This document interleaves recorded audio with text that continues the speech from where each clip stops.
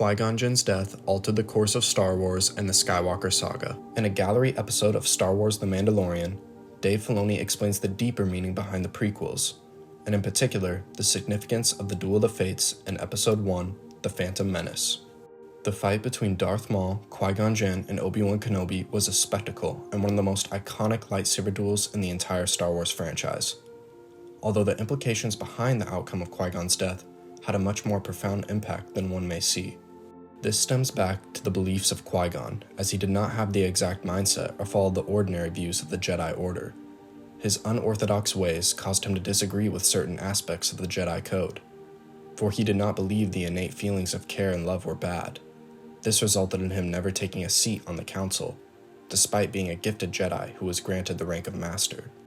At the time, he was ahead of others because he realized the downfalls of the Order's current practices. It was apparent to Qui-Gon that the Jedi were detached, losing sense in their ways, and becoming too politically invested. Therefore, he took his own path, where he focused in trusting the Force and following its guidance.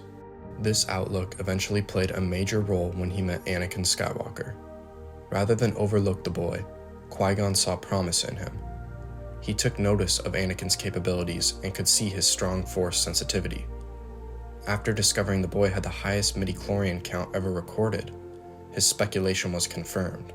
He then started to believe that Anakin was the chosen one and would fulfill the prophecy, although his apprentice, Obi-Wan, had reservations and did not see the potential in the child as his master did.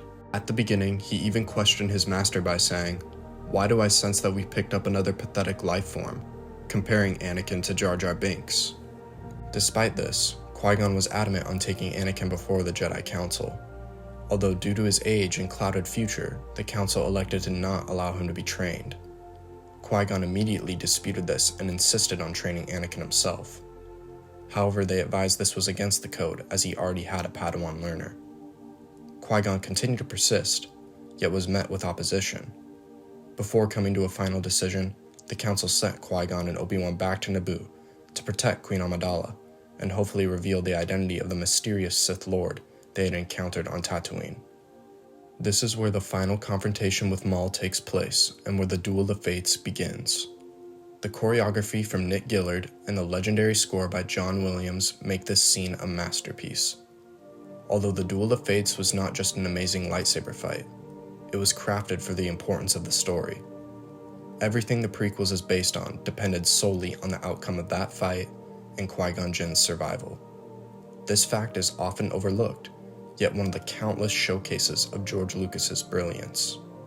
Dave Filoni eloquently expresses that Qui-Gon Jinn is fighting this battle because he knows he is the father that Anakin needs. Thus, he is fighting for the fate of this child. In Qui-Gon's final moments, his last words to Obi-Wan were, "Promise me you will train the boy. He is the chosen one. He will bring balance. Train him." This tragic scene leads to Obi-Wan discussing Anakin's future with Yoda.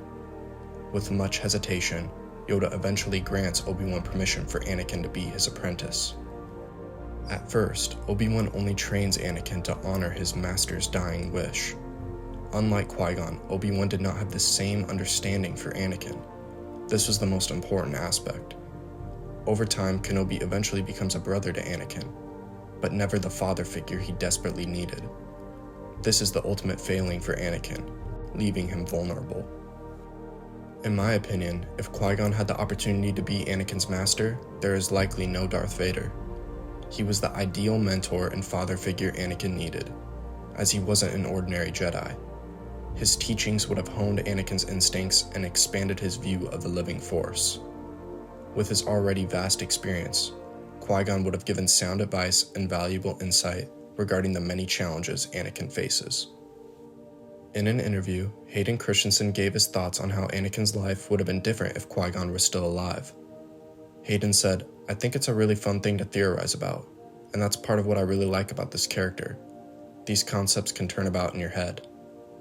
I think the idea he needed a strong parental figure in his life that he didn't have holds a lot of truth. There's a lot of what-ifs. Therefore, the Chosen One himself even insinuates Anakin's fate may have been far different." Do you feel the tragedy of Anakin Skywalker was sealed after the death of Qui-Gon? Let me know your thoughts in the comments. Also, if you enjoyed this video, please like and subscribe for more Star Wars content. May the Force be with you all.